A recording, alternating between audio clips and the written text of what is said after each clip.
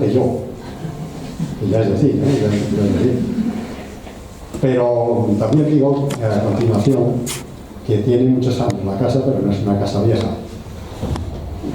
Es una casa muy activa, y de hecho las personas que nos siguen lo pueden corroborar, porque aquí es raro el día, muy raro el día, que no hay un acto. Eso no se suele dar en muchos sitios. De hecho, los estadistas, que son los que manejan los datos, dicen, algunos dicen que es la que más. Yo soy partidario de no decir la que más, sino una de las que más actos organiza el año. Son muchos actos, y aquí, salvo que el conferenciante por una indisposición o por alguna razón tenga que darse de baja, si no, habría actos todos los días, excepto el viernes, que se reserva para las agrupaciones, porque antes teníamos un espacio aquí arriba en la quinta planta donde ensayaban, pero ahora solo tenemos esta planta y algunas salas de la planta tercera, porque arriba la ha comprado uno que seguramente conocéis, Alex de la Iglesia. ¿Le conocéis? Sí. Y entonces tenemos que ajustarnos a este espacio para los ensayos de las agrupaciones, y se ha reservado los viernes. Luego el viernes hay aquí actividad, pero no son actos abiertos al público. Claro, quiere venir a ver cómo bailan, o a ver cómo tocan la gaita, o oír cómo tocan la gaita, pues estupendo, lo vienen y lo ven, no pasa nada. Pues hoy tenemos un acto muy curioso, que yo estoy ávido de oírlo, porque no se da todos los días. Yo creo que eres casi pionero. Sí, no eres pionero, porque aquí se presentó un libro de los faros asturianos. Ajá. Que a mí, desde entonces, me queda la cosa de que en Asturias son 16. Sí. No sé si es verdad. Sí, correcto. 16. Yo tengo un libro, pero quería haberlo traído, pero me lo han guardado. Está guardado en Asturias. No puedo traerlo. Bueno, voy a leer un sintetizado currículum del ponente, porque lo que importa es oírle a él, no lo que yo pueda decir o leer. Y bueno, pues lo conocéis, algunos lo conocen, hay algunas personas que lo conocen, ¿verdad que sí? Sí, bien, sí, eres conocido. Sí. Bien, es Enrique Pérez Campoamor Mirabés. Nació en Oviedo hace unos años. Es licenciado en Geografía e Historia, especialidad. Yo hay muchos más, o sea que tengo que llamarte guaje porque... Sí, no pasa nada. Pues sí. Bueno, digo que es Geografía e Historia, especialidad en Prehistoria y Arqueología por la Universidad Autónoma de Madrid. Ha participado en multitud de excavaciones arqueológicas por toda España, y en el norte de España en concreto, en Asturias, en el proyecto Gijón de las Murallas. Termas romanas del campo Valdés y del yacimiento romano medieval de Luego Llanera. Es que estoy sin gafas y entonces no me es fácil leer esta letra tan pequeña. No me es fácil. Pero bueno,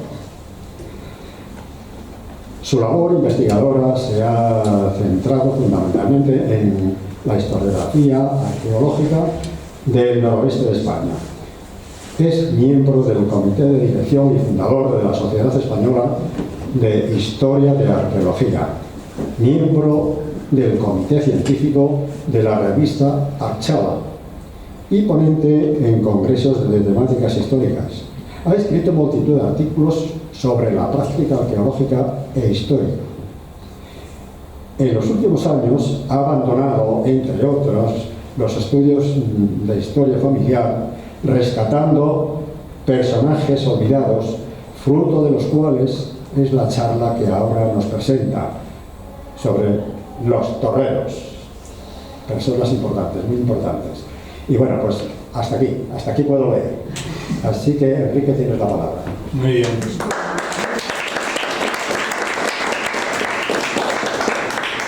Bueno, pues en primer lugar dar las gracias al Centro Asturiano de Madrid por la oportunidad de hablar de estos temas y sobre todo, como van a ir viendo, este es el sitio donde hay que hablar de este tema, porque vamos a hablar fundamentalmente de un personaje asturiano, del siglo XIX, que fue uno de los pioneros de los faros y todo su devenir histórico. Y sobre todo es apropiado ahora porque estamos viviendo un momento muy importante para los faros, porque se están reconvirtiendo totalmente, se están privatizando. A pesar de ser edificios públicos, pues están empezando a convertirse en hoteles o en otra serie de cosas, y es importante acordarse de la figura de estas personas que fueron los verdaderos protagonistas de los faros, que ya prácticamente no existen. Es el único cuerpo de funcionarios que ha desaparecido, que está desapareciendo, porque en cuanto acaben los últimos que se incorporaron en el año 92, pues se acabó el cuerpo de fareros, el cuerpo de torreros. Con lo cual, creo que es muy importante hablar de ellos. ¿Cómo eran estos primitivos fareros? O más correctamente, torreros de faros, que ese es el término correcto.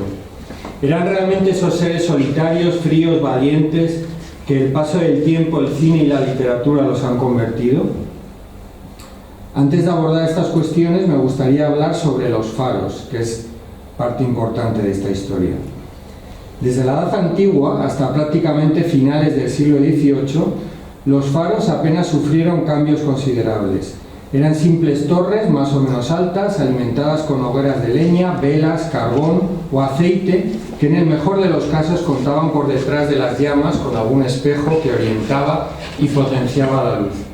El que tienen ahí es un faro reconvertido en oratorio en Inglaterra. Lamentablemente aquí en España de este tipo de faros tan primitivos apenas han quedado restos. La inmensa mayoría de ellos se situaban en puertos y eran atendidos por torreros contratados por las entidades locales.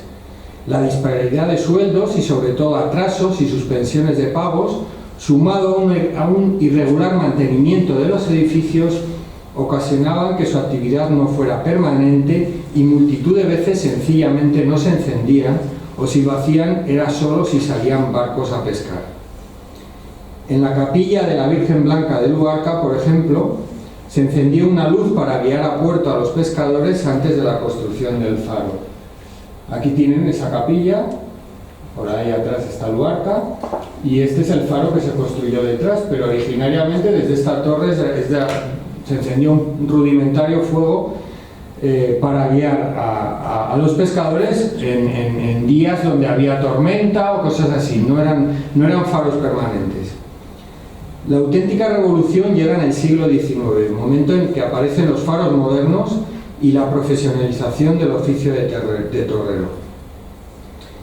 La guía de los marinos o descripción de todos los faros, editada en 1829, solo señala para España, estamos hablando de 1829, 9 luces o faros, 9. Por poner un ejemplo, Francia en este mismo año contaba con más de 200. Para solucionar esta deficiencia, el 13 de septiembre de 1847 se promulga el Plan General para el Alumbrado Marítimo de las Costas Españolas. Con él se pasa en apenas 50 años a más de 130 faros, es decir, se construyen prácticamente 125 faros en 50-60 años. Y la inmensa mayoría de ellos adoptando la más avanzada tecnología de la época. Lo que tienen ahí más en detalle son los 10-11 faros originales que contemplaba este plan de alumbrado para Asturias. Posteriormente se fueron incorporando otros 6 o 7 más, pero la inmensa mayoría de ellos estaban contemplados desde el primer momento. De esta forma, los faros se convierten desde mediados del XIX en símbolo de progreso y modernidad junto a los ferrocarriles y las carreteras. Fueron los tres ejes de modernización de España en el siglo XIX: carreteras, ferrocarriles y faros. En el mar, en la tierra, y aire todavía no había. Hoy en día los faros han perdido esa connotación de progreso y modernidad, pero sin lugar a duda es el edificio civil más evocador, simbólico, romántico y más representado en todo el mundo desde hace al menos 200 años. Con esta melancólica tarjeta de felicitación, realizada a mano por un hombre de mar a finales del 19, es de 1878, donde se resume perfectamente todo el siglo XIX.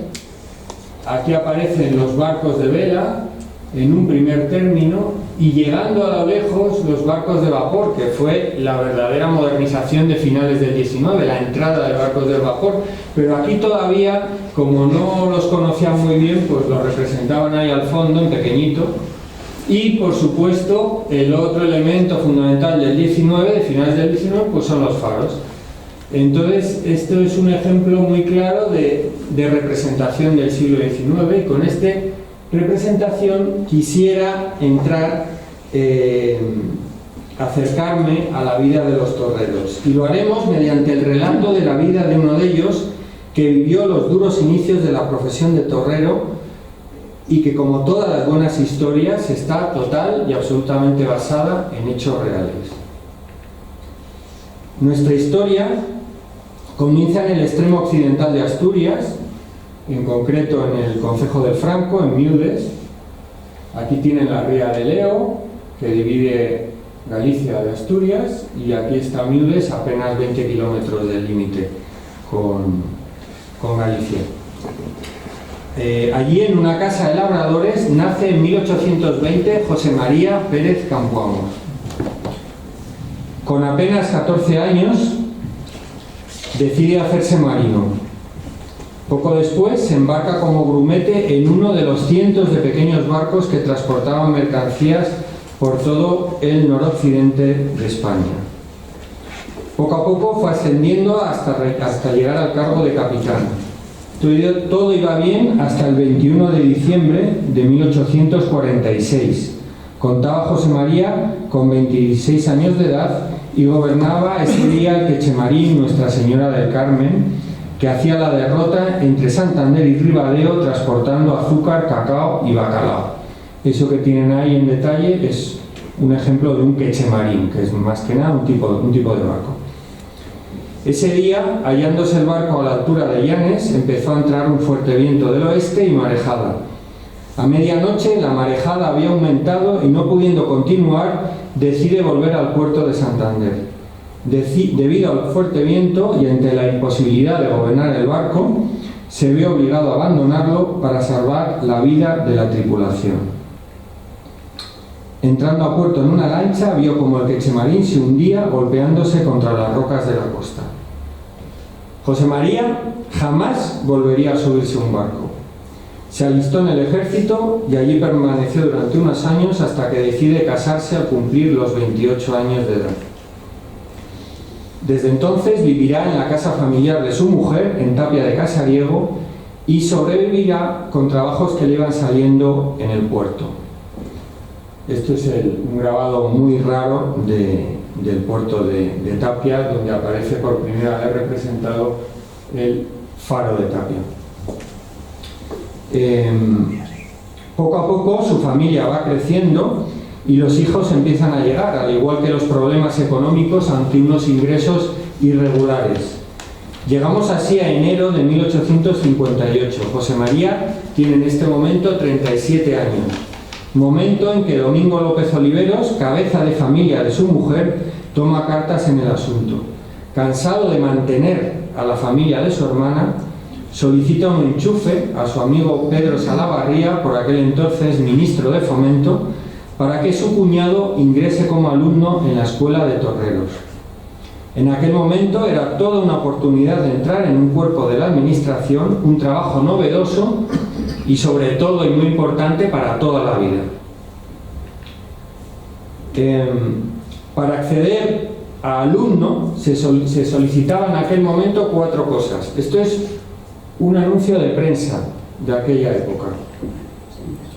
Debían de tener entre 25 y 40 años.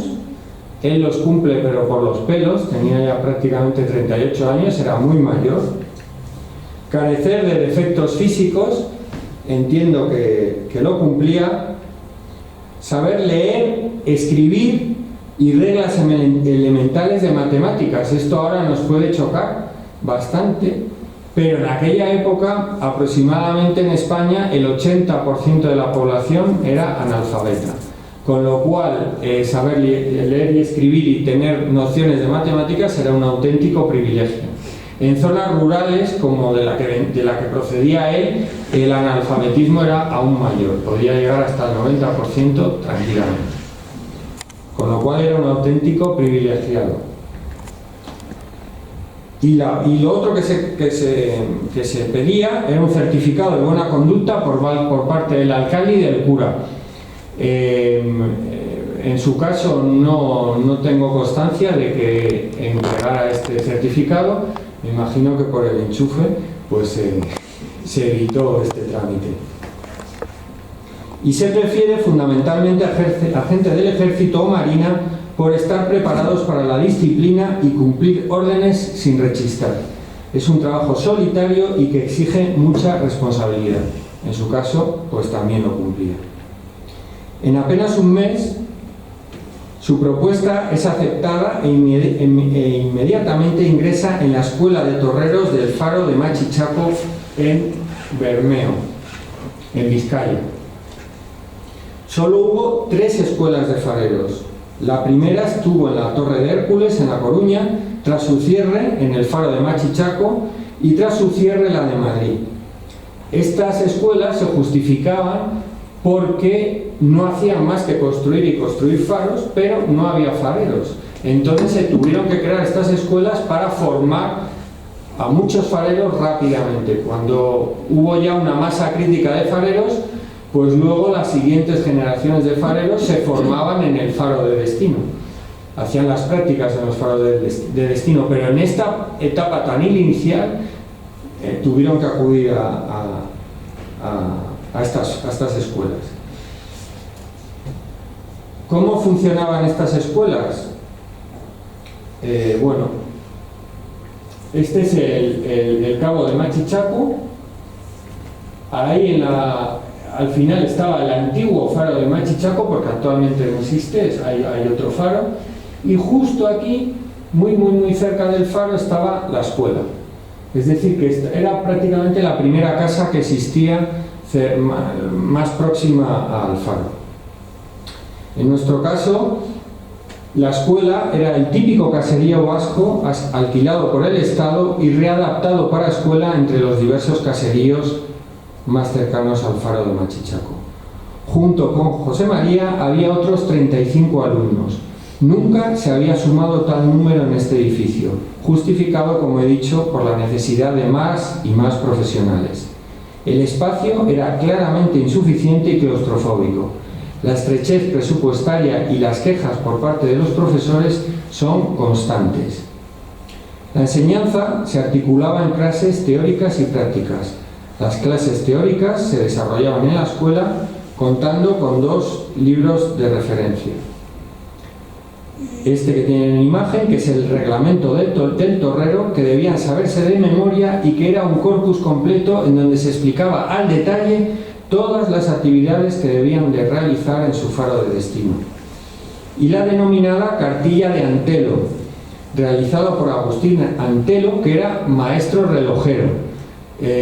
Luego veremos la importancia de los relojes en esto de los faros, porque al principio nos puede chocar que un relojero sea el que haga un libro para este cuerpo. Bueno, también debían de saberse de memoria este libro y aportaba todos los componentes tecnológicos de los faros. Las clases prácticas tenían lugar tanto en la escuela como en el cercano faro de Machichaco, en el cual los alumnos, aparte de aprender los rudimentos de lo que iban a tener que hacer, tenían que ayudar a los torreros en sus servicios nocturnos y posteriormente atender como ellos todas las tareas diarias de mantenimiento del faro. Aparte tenían horas de estudio obligatorio y por supuesto debían de contribuir a la limpieza y mantenimiento de la escuela, lo que les dejaba muy poco tiempo libre a lo largo del día. Como se puede intuir, era una formación rigurosa, estricta y extenuante que no admitía la vaguería ni el despiste. La vida de los navegantes estaba en sus manos. Apenas 9 meses después de incorporarse nuestro protagonista, se licencian 10 de los 36 alumnos, entre ellos José María. Lo normal, si no eran expulsados, era que permanecieran en la escuela un año completo. Dentro del cuerpo de torreros, en esta época existían 3 grados: torrero auxiliar, torrero ordinario y torrero principal o primer torrero. Los alumnos, independientemente de la nota obtenida, salían de la escuela como torreros auxiliares, el cargo más bajo. La elección del faro de destino se basaba en la nota obtenida, pero en cualquier caso los primeros destinos siempre eran los más duros o en los faros menos importantes.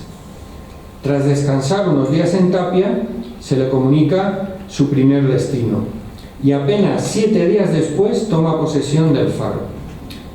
El que tarde solo 7 días en tomar posesión del cargo es algo totalmente anómalo.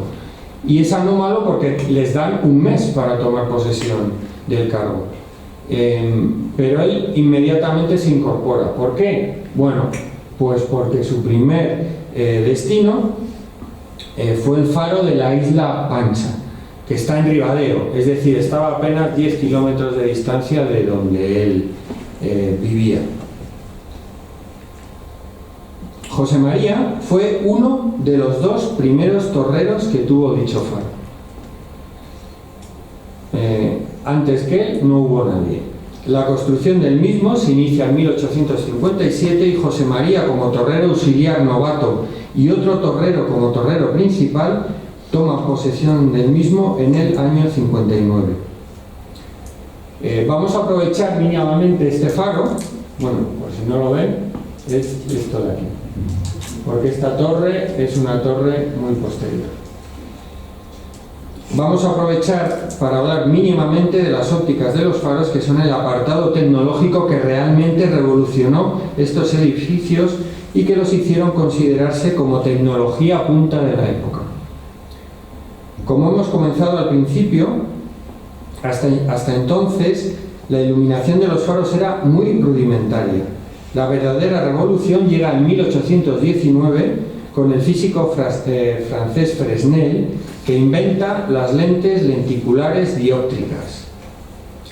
Pronto este descubrimiento se adopta en todos los faros y su tecnología es tan útil que aún se sigue utilizando en la mayoría de los faros modernos. Realmente el invento es simplemente una lente que lo que hace es concentrar en una única dirección todos los rayos que emitía en esta época los faros, que era simplemente pues un quinqué más o menos grande, pero que esta lente lo que hacía era que saliera por donde saliera la luz, concentraba y dirigía la luz en un único punto. Esto fue su gran descubrimiento. Las lentes eran preparadas a medida en Francia y exportadas a todo el mundo en función del tamaño, destellos y características de cada faro. Las lentes eran tan caras como el resto de faro en su conjunto, incluido el edificio y todo. Vamos a explicar brevemente las partes de la linterna de un faro, que básicamente era la linterna, que es el recubrimiento exterior de la óptica, que la óptica, la lente Fresnel es lo que hay dentro. Este cubrimiento exterior era de cristal, que es lo que vemos normalmente en un faro, y la lente Fresnel es lo que tiene dentro. Estas lentes Fresnel podían llegar hasta 3 metros de altura y pesar más de 3 toneladas. Tenían en su centro estos círculos concéntricos de cristal que lo que hacían era concentrar la luz y que desde el mar se percibieran como destellos, es decir, hacer el juego de ocultamientos o destellos que tienen los faros. Lo más importante del faro, aparte de la lente, era esto. Era la máquina de rotación. La máquina de rotación no eran más que relojes puestos en posición horizontal que en lugar de mover agujas, lo que movían era toda la lente Fresnel. ¿Cuál era el problema? Bueno, pues que si estas lentes podían medir hasta 3 metros, estamos hablando que podían pesar hasta 3 toneladas. ¿Esto qué quiere decir? Pues que este motorcito, que era como un reloj de cuerda, tenía que mover 3 toneladas.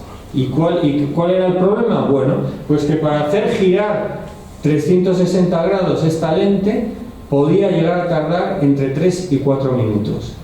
¿Y esto qué quiere decir?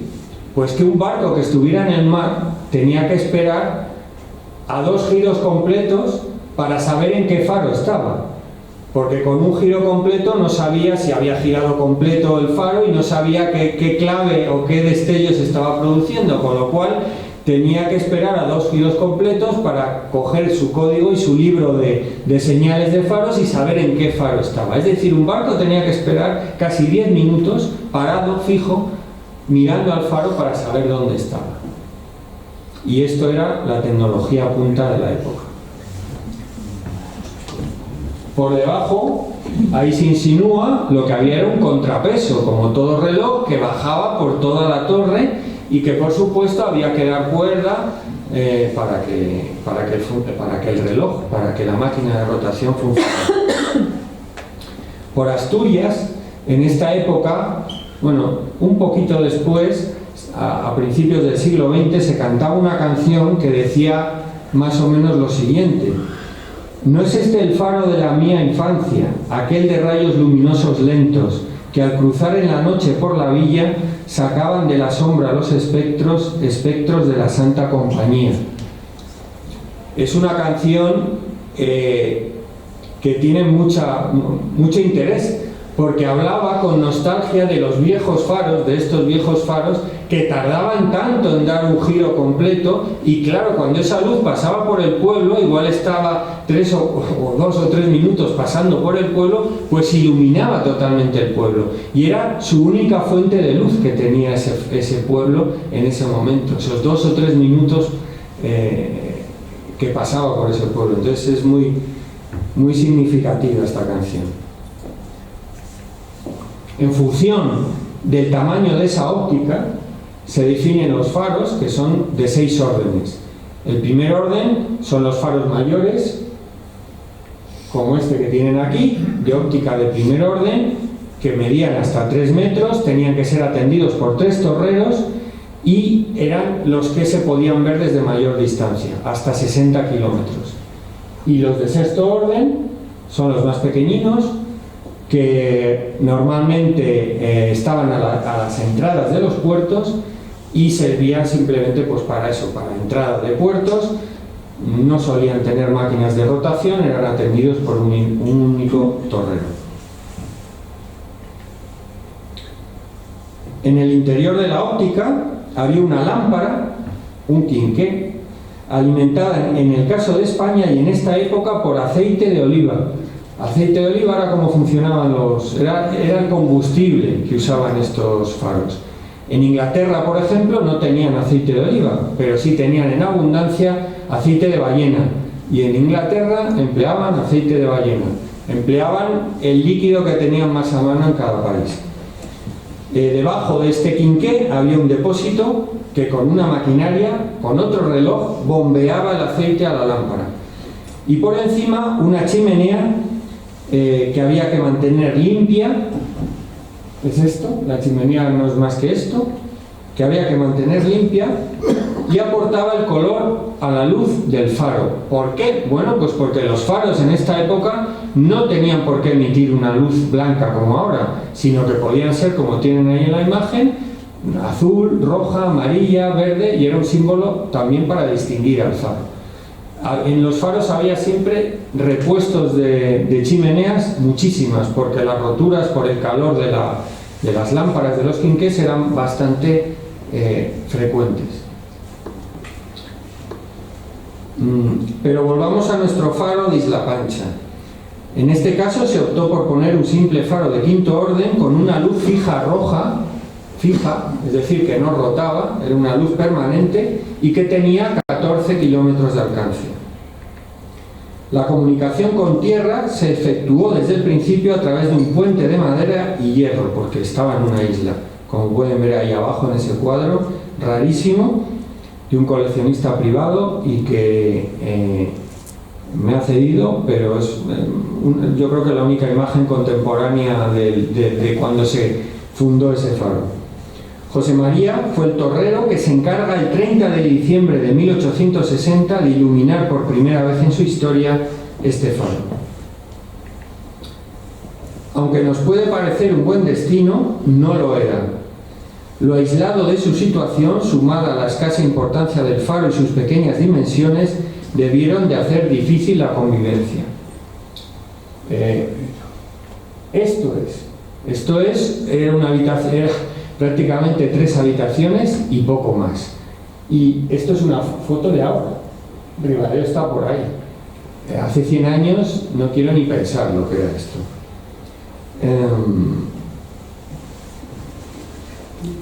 Permaneció en este faro 2 años. 2 años era el tiempo mínimo de permanencia que debía estar un torrero en su destino, transcurridos los cuales podía solicitar un cambio de destino. Los motivos siempre eran o bien la dureza del destino actual, nuevos retos o mejora salarial por subida de categoría. En el caso de José María, estamos seguros que fue por la propuesta de una subida de rango a torrero ordinario o de segunda. Un mes después, como era lo habitual, se presenta en su nuevo destino, el Cabo de San Antonio en Javia. El coste de traslado entre los faros era asumido por entero por los torreros, que en esta época era costosísimo, porque prácticamente no había carreteras, ni ferrocarriles, ni nada, eran todo caminos. La operativa de llegada era siempre igual. Primero se presentaban en la Jefatura Provincial de Obras Públicas, en este caso Alicante, y posteriormente se presentaban ante el alcalde de la localidad. Hoy en día nos puede chocar por qué se presenta ante el alcalde, pero en aquella época el torrero era todo un personaje en las localidades. Tenía estudios, algo muy raro en zonas rurales, y prestaba un servicio fundamental para la comunidad. La figura del torrero generalmente era querida allá donde llegaba. El faro de San Antonio también fue muy peculiar en la historia de José María Campoamor. Como puede verse en la fotografía, también fue un destino aislado y por tanto duro. Apenas 4 meses después de la llegada, se ilumina por primera vez el actual faro de San Antonio. Es decir, José María también fue el primer torrero que iluminó por primera vez este faro, al igual que el de Ribadeo. A pesar de la dureza del lugar, este faro es de mucha mayor importancia si lo comparamos con el de Ribadeo. Es un faro de segundo orden, atendido por 3 torreros, y la óptica poseía maquinaria de rotación. La linterna se eleva a 190 metros sobre el nivel del mar y la luz era percibida desde 30 kilómetros. Situado próximo al Cabo de Nao y punto más cercano a la isla de Ibiza, el tráfico marítimo era y sigue siendo muy abundante. Era a todas luces una mejora en su carrera. Obligado por lamentablemente, apenas un mes después es trasladado. Los cambios de faro dentro de la misma provincia fueron muy habituales en esta época. Se realizaban a disposición del ingeniero de la zona en función de las necesidades y sin tener en cuenta la opinión del torrero. Obligado por las circunstancias, José María es trasladado al que creo fue el destino más duro de toda su carrera, la isla de Tabarca. Esta isla, de apenas 400 metros de ancho y no llega a 2 kilómetros de larga, está situada a unos 6 kilómetros de la costa alicantina. Fue poblada a la fuerza al extremo occidental a finales del siglo XVIII por inmigrantes africanos quedando las restantes 3/4 partes de la isla totalmente deshabitada si exceptuamos el faro que se sitúa en el centro de la misma, que es ese puntín que tienen ahí. El faro dependía de la península para todo. Los temporales y los retrasos hacían que la carestía de alimentos fueran frecuentes. Esta es una foto de un fotógrafo muy famoso del 19, que fue Clifford, que fue el mejor fotógrafo que pasó por España, en concreto es de este faro, del faro de la isla de Tabarca, y quizá fuera la única fotografía que tengamos de José María, que es este personaje que está aquí, y porque creo que la foto es contemporánea al momento en que estuvo él. No está fechada al 100%, pero es muy probable que fuera él. Por eso que tiene mayor relevancia. Este faro me sirve para hablar de la dureza de la vida en los faros. La historia farera de España está llena de relatos de peligros, abnegación, soledad y privaciones, compartidas por mujeres e hijos de los guardianes hasta tiempos muy recientes. La imposibilidad de atraque de los barcos de abastecimiento, la falta de médicos, medicinas, escuelas y el ver pasar los días sin otro entretenimiento que la monotonía diaria del ruido de las olas o el canto de las gaviotas resume la imagen clásica de la vida del torrero. Un ejemplo de los cientos que existen lo tenemos en el faro de las Islas Columbretes. Su sola mención hacía palidecer a los torreros. Fueron muchos los casos de amputación de miembros, simulación de enfermedades y suicidios, para evitar ir destinado a este faro. Las condiciones de servicio eran de 1 año sin pausa de ningún tipo, a diferencia de los 2 años exigidos, y el doble de salario. Aún así, nadie quería ir. ¿Por qué? Bueno, las Islas Columbretes, que es realmente esto, es lo que queda de un cono volcánico, o sea, de un volcán que está a 46 kilómetros de la costa española en mitad del Mediterráneo. Es un camino, prácticamente. En uno de los extremos está el faro, que es este de aquí, y aquí, aunque no se ve, está el único cementerio farero de España. ¿Por qué un cementerio? Bueno, pues porque no llegaban los suministros, había enfermedades y la gente se moría. Y ahí están enterrados exclusivamente fareros. Mujeres que entraban en situación de parto y que no podían ser atendidas y morían.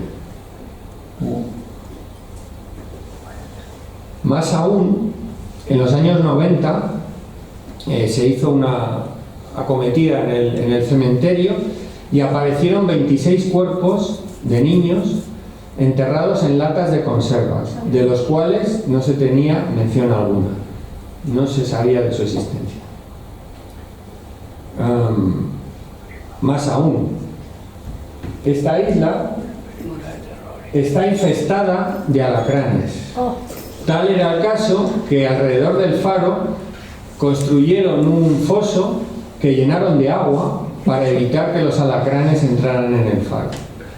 Y si esto era poco, existe en la isla una especie endémica de víbora, que también causó muchísimas bajas dentro del cuerpo de fareros, que eran los únicos que habitaban esta isla. Así se puede entender mínimamente las condiciones de vida de esta gente, que tenían que permanecer 1 año. Y también hay otro caso que, si me lo preguntan, se lo cuento en el turno de preguntas, porque hubo casos de canibalismo. Y que si quieren saber me lo preguntan y yo en preguntas se lo cuento encantado. Sin llegar al aislamiento de las Islas Columbretes, nuestro torrero José María, en cuanto cumplió los 2 años de servicio en la isla de Tabarca, salió disparado de él. Pide el traslado. En apenas 15 días toma posesión de su siguiente faro. La rapidez de su cambio es obvio, volvía a su tierra. Su nuevo destino es el faro más aislado y oriental de Asturias, que es el faro de San Emeterio, en Ribadedeva. O sea, pasa de la zona occidental de Asturias a la zona oriental. Y sí, también fue el primer torrero que tuvo este faro.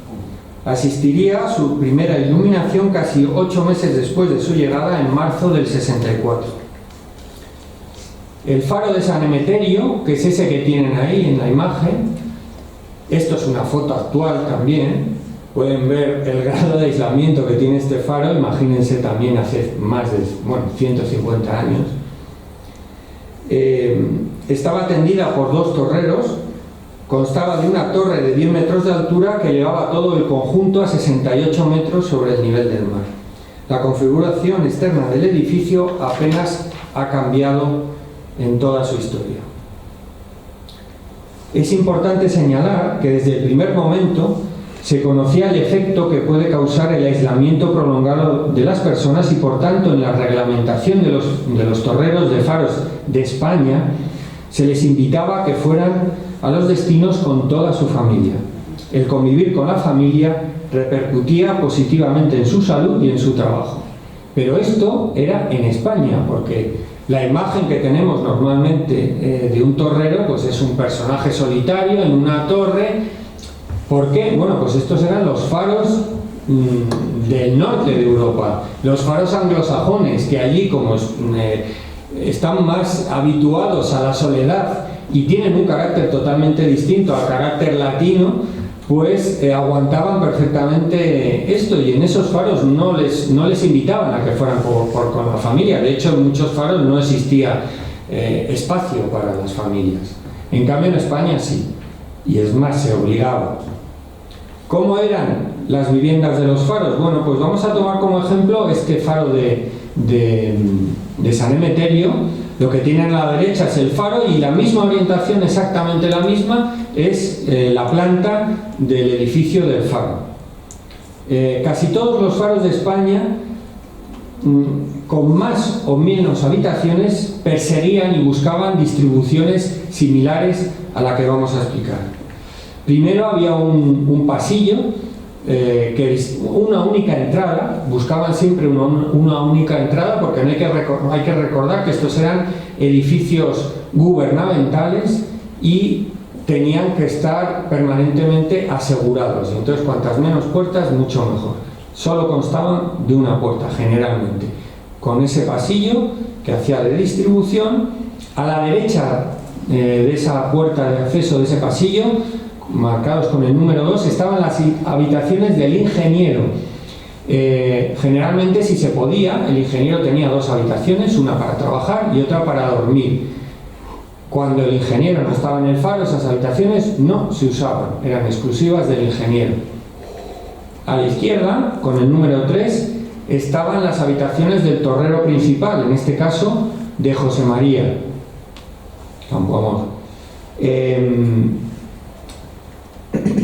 Esto era la cocina, que era la única fuente de calor que tenía la casa. Las otras 2 o 3 habitaciones que habían ahí, pues eran para el resto de su familia, comedor o lo que fuera.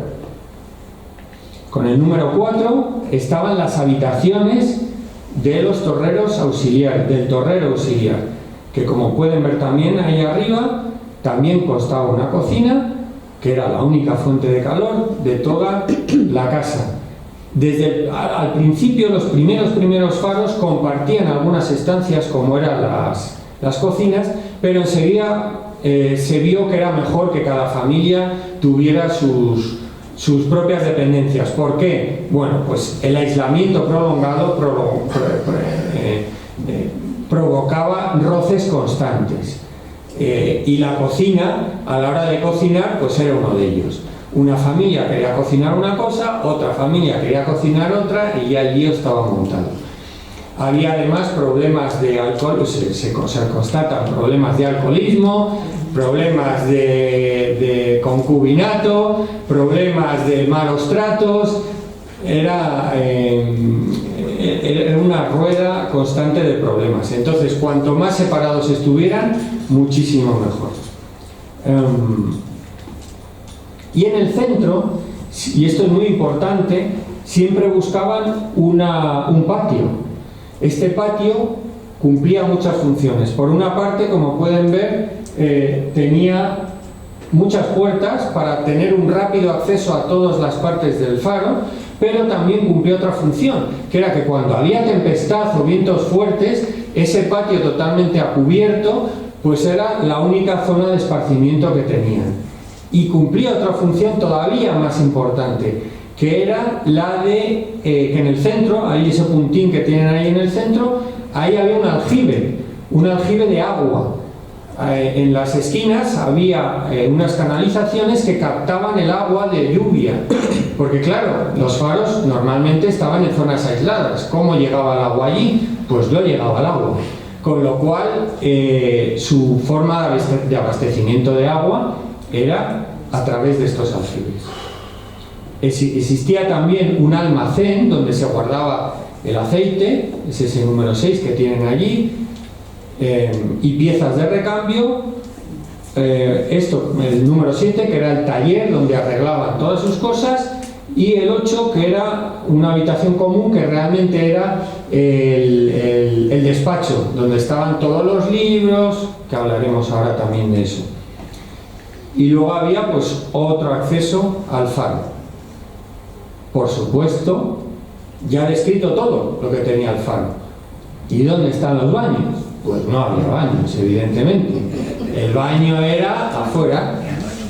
Por supuesto, tampoco había luz. Y en estas condiciones,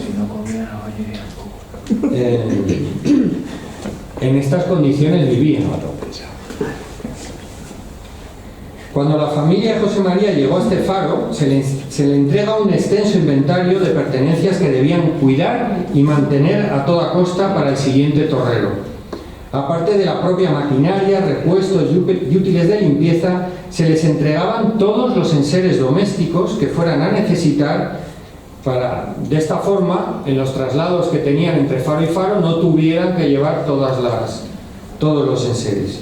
Se ha conservado el inventario de José María Pérez Campoamor, realizó de su puño y letra a su llegada al faro, que es esa que tienen en la imagen, que incluía camas de hierro, colchones, mantas, almohadas, mesas, sillas, platos, orinales, aguamaniles y una larguísima lista que incluía hasta el más mínimo detalle para hacer medianamente cómoda su estancia en el faro. Y en estas condiciones de austeridad y aislamiento permaneció 7 años. Y por supuesto, sin vacaciones, porque el trabajo del farero era de lunes a domingo, los 365 días del año. 7 años. Y en estas condiciones permanece 7 años, y justo al terminarse estos 7 años es ascendido al cargo de primer torrero o torrero principal, el cargo más alto al que podía aspirar un torrero en España en esta época. Con el aumento de escalafón decide trasladarse. José María manifiesta su interés por los faros de Llanes, Estaca de Bares o Lequeitio, pero todos son rechazados y es nombrado primer torrero del faro de Punta Carnero en Algeciras. Mejor, yo creo que hubiera sido estarse callado y ahora sí. ¿Dónde estaba? No debió de gustarle un pelo este traslado, porque se lo tomó con calma. Tarda casi 2 meses en llegar a su nuevo destino, y eso que tenían como máximo 1 mes para llegar. Pues bueno, pues él tardó 2. No sé qué aduciría, porque por supuesto las vacaciones de ellos eran cuando cambiaban de faro. Esos 2 meses los podían emplear para visitar a su familia o para tal. Este era su momento de vacaciones, en 7 años. ¿Por qué lo enviaron aquí? Sinceramente creo que porque José María se había convertido en un experto y eficiente inaugurador de faros. Cuando llega a este faro, estaba en proceso de construcción, pero en una fase final. El faro ocupa una posición total y absolutamente estratégica dentro de España. Este es el faro, esto es África, esta es la isla de Perejil, aquí está Ceuta, esto es Gibraltar y esto es la bahía de Algeciras. Es decir, que ocupa una posición estratégica de primer orden. Tanto en esa época como ahora el tráfico de buques era enorme y entonces se necesitaba un torrero totalmente experimentado, como era su caso. Y este faro me sirve para hablar de algo de lo que hasta ahora no he citado. ¿Cuál era realmente el trabajo del farero? ¿Por qué era tan duro? Bueno, como se pueden imaginar, el principal trabajo de ellos era que no se apagara la luz durante la noche, pero esto era una parte. El apagado de la luz por negligencia de un torrero significaba automáticamente en esta época el irse del cuerpo, fuera, si era por negligencia. Su jornada laboral comenzaba 2 horas antes del ocaso, momento en que todos los torreros debían estar en el faro para emprender los preparativos de encendido. La primera tarea era comprobar el correcto funcionamiento de toda la maquinaria. Tras ello, 15 minutos antes de la puesta del sol, se procedía a encender el faro. Con la mecha bien empapada, la encendían. Luego bajaban con cuidado para que no se carbonizase esa mecha. Era el momento más delicado de todo el encendido debido tanto a la fragilidad de las mechas como a la precisión de los movimientos. A continuación se activaba el mecanismo de rotación, que como pueden ver ahí tiene una manivela como un reloj de cuerda cualquiera. Posteriormente se colocaba la chimenea de cristal a una altura bastante elevada para evitar que se calentase demasiado, y durante la noche se iba regulando esa chimenea, subiéndola y bajándola dependiendo de la llama, de la combustión de esa llama. Las chimeneas eran muy delicadas y se podían romper con facilidad, entonces había que cuidar mucho de la altura de esa chimenea para que no se rompiera. Una vez acabado el proceso de encendido, comenzaban los turnos de vigilancia. Si había 2 torreros, el primer turno duraba hasta medianoche y el segundo desde medianoche hasta el amanecer. El torrero de vigilancia permanecía permanentemente en el interior de la cámara de combustión, vigilando el estado de la luz, viento, luces a la vista o cualquier perturbación.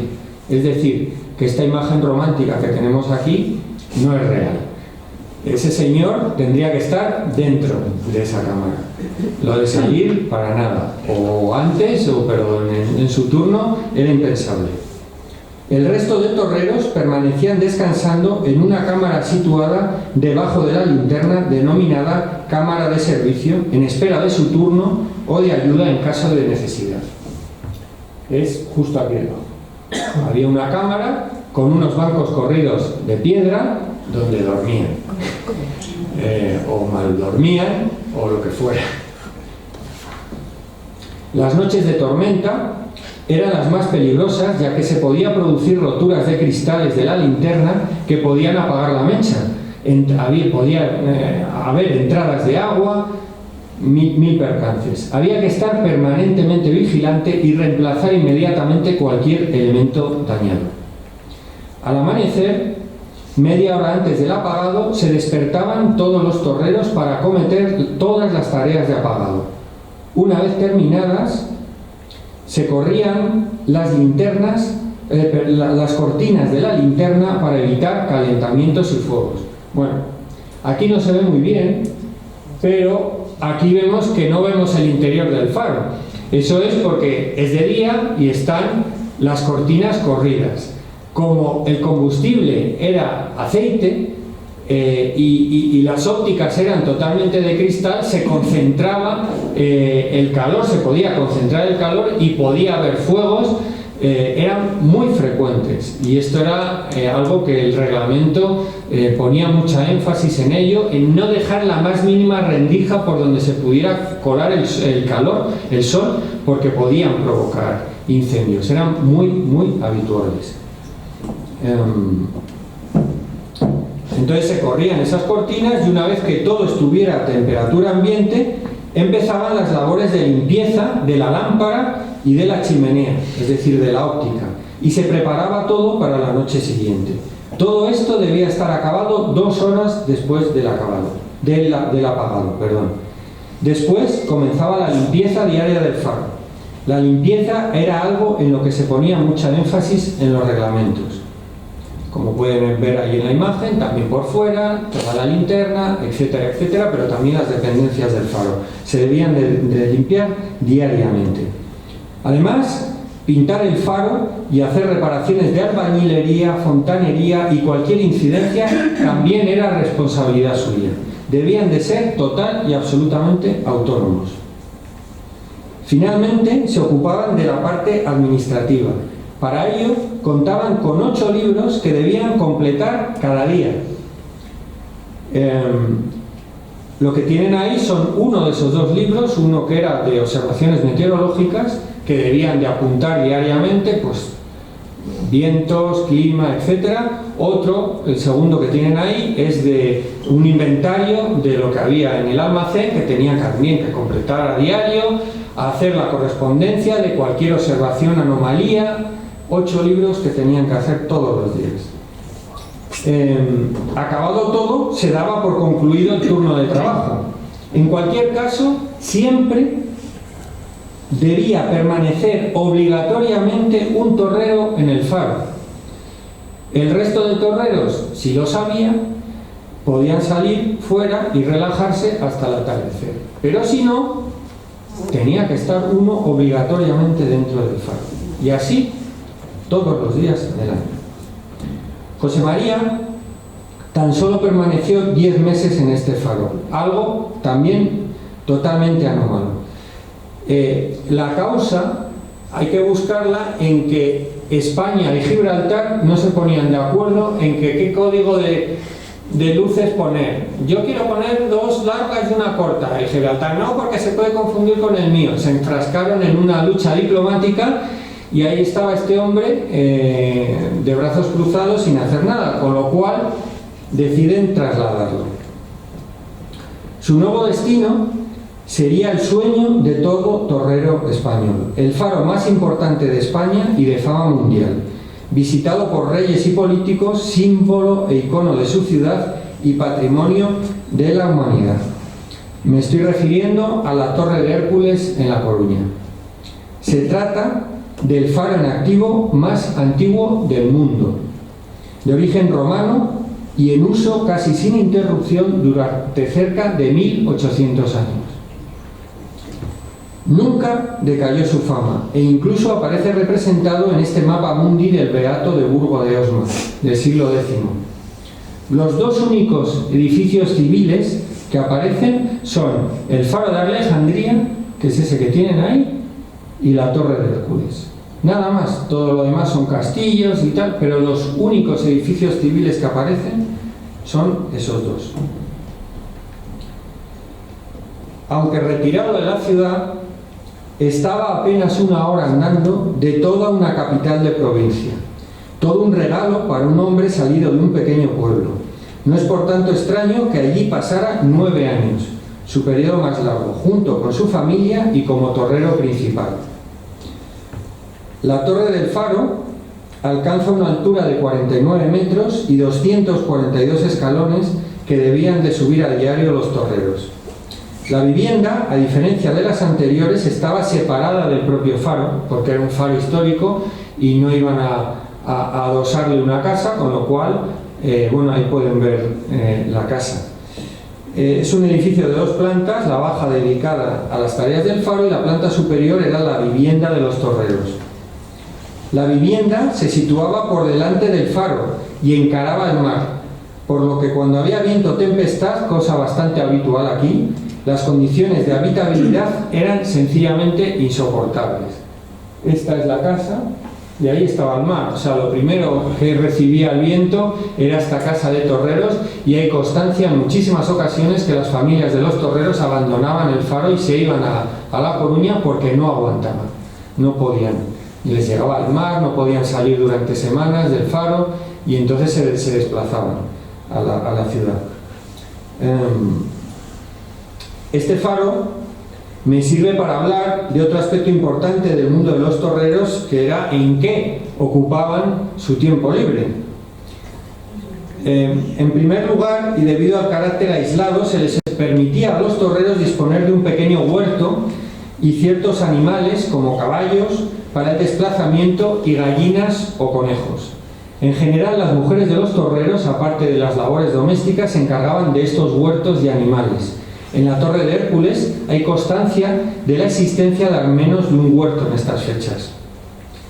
El carácter solitario de los torreros daba rienda suelta a su creatividad, constatado por infinidad de hobbies de los que dedicaban su tiempo libre, como eran la lectura y la escritura.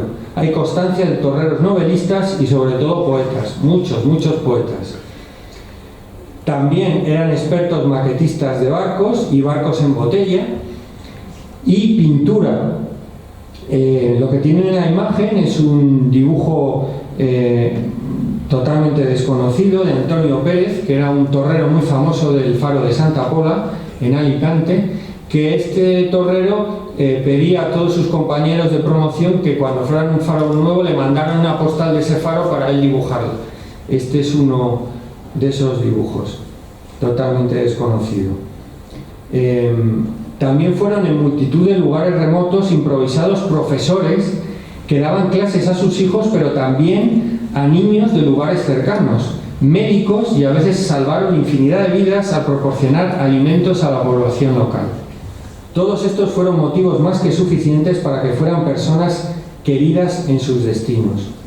Fuera de estas actividades, muchos de los torreros eran consumados cazadores y, por supuesto, pescadores. ¿Y a qué se dedicaba José María? Bueno, pues no tenemos constancia de que se dedicara a nada de esto, pero cultivaba otra afición muy apreciada en los torreros, que era el de relaciones públicas.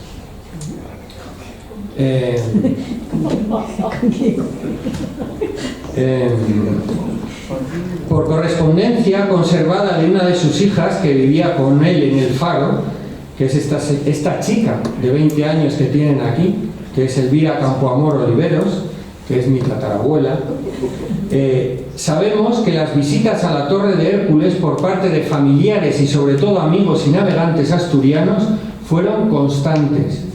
En muchos casos se alojaban incluso en el propio faro, aunque estaba prohibido por las ordenanzas. Esto que tienen aquí es un farero, un torrero de finales del 19, y esas visitas que se acometían constantemente a los faros, pero no es cosa de ahora. Esta foto es del siglo XIX, y ya en esa época las señoras y los señores con sus sombreros y tal acudían a los faros, y eran los fareros, estas relaciones públicas, que se encargaban de enseñar el faro. Tenemos constancia en Coruña, en los años 70 del siglo XIX, había un carruaje que diariamente llevaba hacia el itinerario Coruña, Faro de Hércules, Coruña, un carro de caballos que llevaba a esta gente de visita simplemente.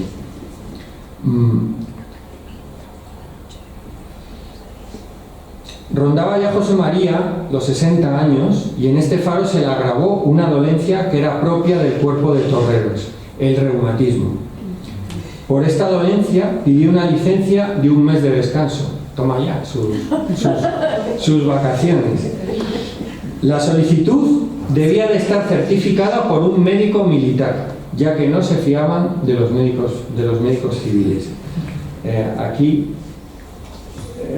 pone, no se ve bien, pero aquí pone su dolencia, que es reumatismo muscular crónico. Sí, ese es el certificado oficial del médico. Las enfermedades era una de las preocupaciones máximas de los torreros. En los faros existían botiquines de primeros auxilios, pero poco más. Debían de tener conocimientos mínimos de medicina y a veces de plantas medicinales.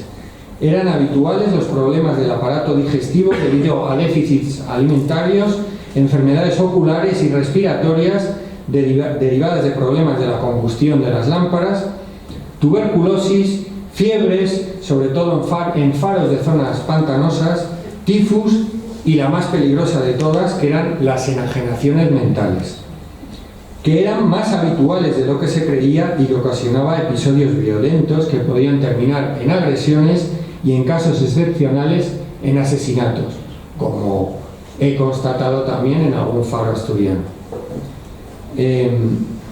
Llegamos así al año 1880 y tras más de 20 años de servicio y con las dolencias adquiridas, José María decide solicitar un nuevo destino, esta vez un destino muy peculiar. Son los denominados faros de descanso, a los que podían optar los torreros con más de 20 años de servicio. Estos faros solían situarse en puertos o en zonas urbanas y solían representar un premio a toda una vida dedicada al mar. Podían ser en muchos casos los últimos destinos de los torreros. El faro de destino de nuestro protagonista sería el de Tapia. Ahí tenía su casa, su familia, y a este es al que le mandaron. El más occidental y único de Asturias, asentado en una isla. Se ilumina por primera vez en 1859 con la segunda óptica más potente de toda la cornisa cantábrica después del Cabo Peñas. Esta es la óptica actual, que es la misma que tenía el faro en origen. Lo que ha cambiado es la linterna exterior, que es así, la han cambiado, pero la óptica interna sigue siendo la misma, cumple perfectamente su función y por tanto no se necesita mejorar. Estas lentes se emplean hoy en día en multitud de elementos y no han sido superadas. Lo que se ha superado es la iluminación interna. Ya no son quinqués. Actualmente prácticamente todos los faros se iluminan con luces LED, y las máquinas de rotación ya no giran. Es la propia luz LED la que se enciende y se apaga, y por tanto no es necesario que toda esa óptica gire. Eso ya lo ejecuta la luz. Como pueden ver también aquí, también era de día y también tenía las cortinas corridas. Por eso no se ve el interior del faro. Se han conservado algunos datos curiosos de este faro, como son los gastos anuales del mismo, siendo la partida más elevada la correspondiente a enseres de limpieza, pinturas y lavado de paños, es decir, paños para limpiar las ópticas. Esto era fundamental en los faros y era prácticamente la partida más importante. Y también uno muy curioso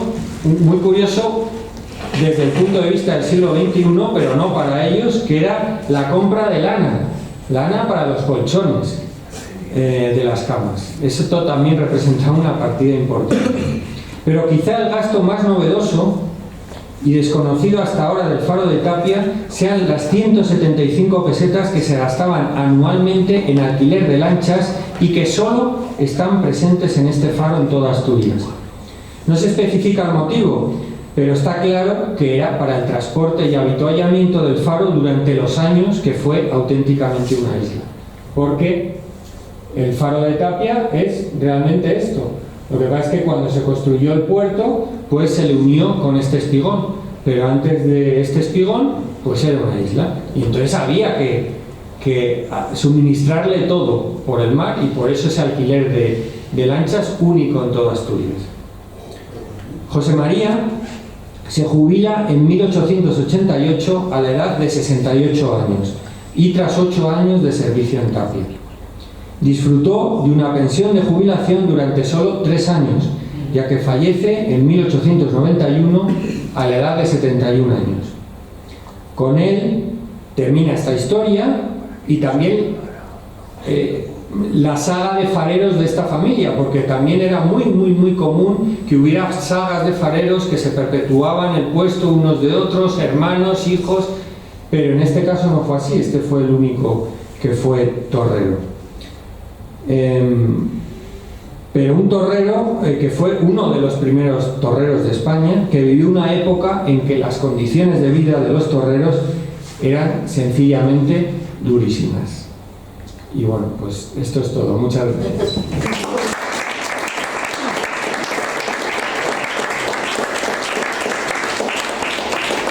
Si tienen cualquier pregunta, yo encantado. A ver, Lía. Yo tengo preguntas, Enrique. Sí. Muchas gracias por venir, ha sido realmente interesante. He disfrutado muchísimo, no sabía esta faceta tuya. No sabía, y somos compañeros de una asociación benéfica que se llama Legión 501, y la verdad es que me ha hecho mucha ilusión poder verle aquí exponiendo un tema tan interesante. Mi pregunta son dos. Una, que nos cuente todo el canibalismo. Sí. Y la segunda que me ha llamado la atención es, decías que las luces de los faros tienen un código, o Sí. un color diferente. El rojo lo puedo entender porque los he visto en los pueblos pequeños. Pero si lo puedes explicar sería... La primera, el canibalismo. Bueno, pues en las Columbretes, en el siglo XIX, también en esta época, contemporánea a esta época, la única fuente de suministros era un barco que iba cada 15 días a esta isla y le suministraba todo, pero ocurrió que hubo una tempestad tremenda y el barco no llegaba,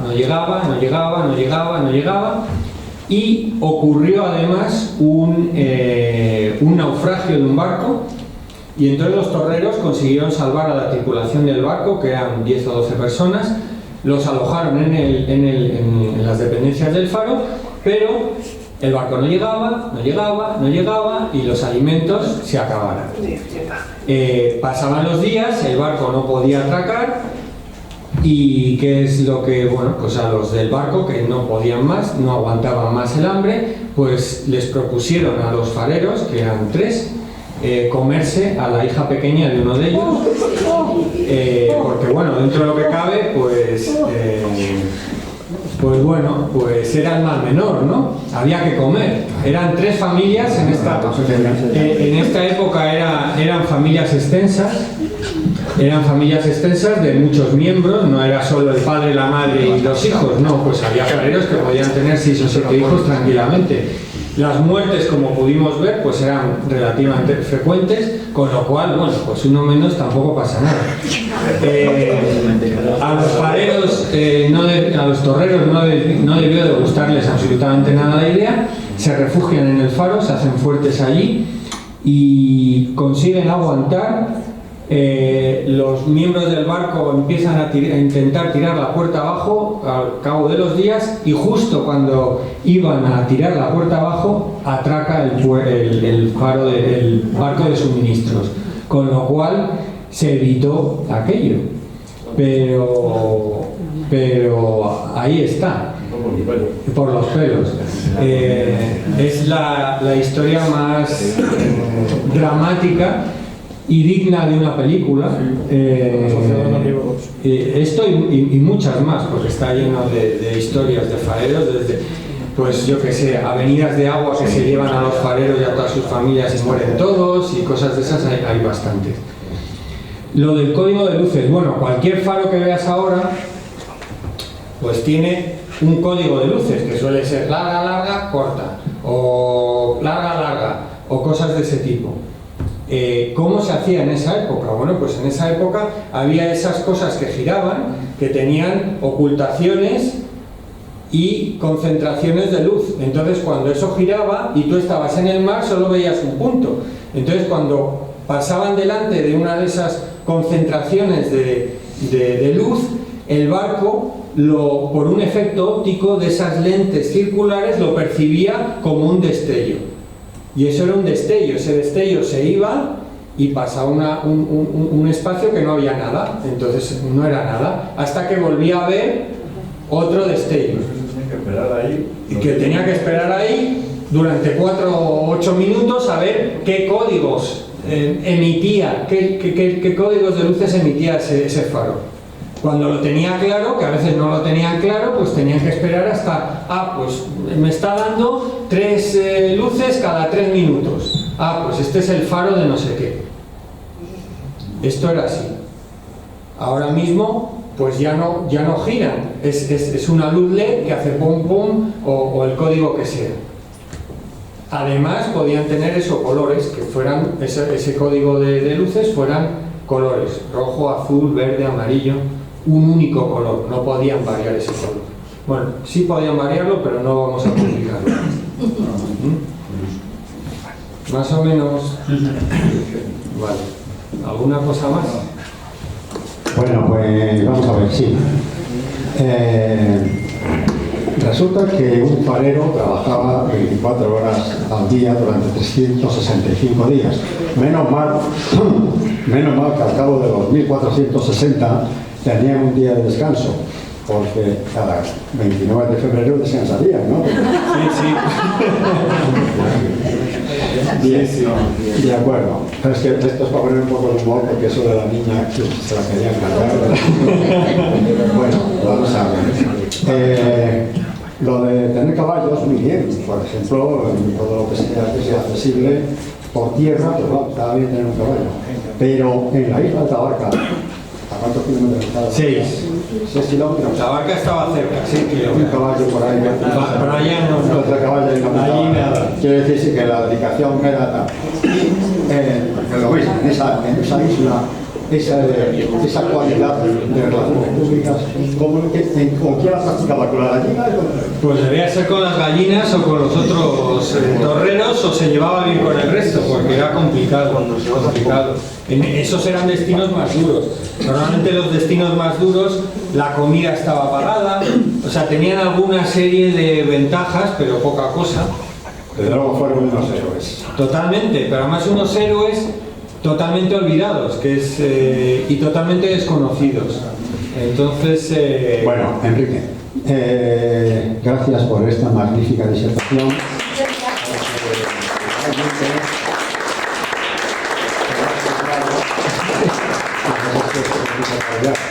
No todo el mundo tiene mérito para luego exponer lo que has hecho. Ya. Muchas enhorabuena y muchas gracias. Gracias. Bueno, ahora creo que van a tocar el acordeón. ¿No? No, gaita. Gaita. ¿Qué es lo nuestro? Bueno, pues gaita, venga, hombre, música. Bueno, pues vamos a hacer este himno de Asturias un poco en homenaje, ¿no?, a estos torreros.